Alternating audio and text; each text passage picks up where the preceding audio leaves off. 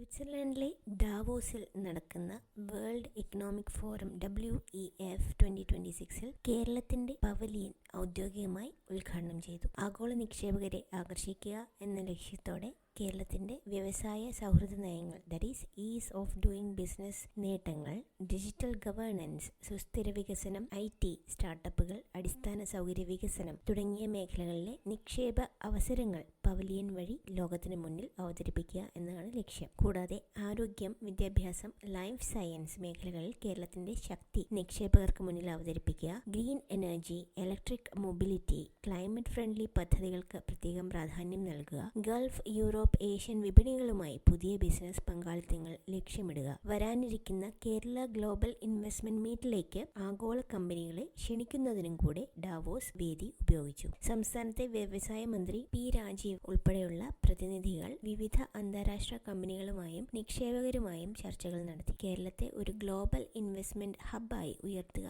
എന്നതാണ് ഈ ഡാവോസ് പങ്കാളിത്തത്തിന്റെ മുഖ്യ ലക്ഷ്യം.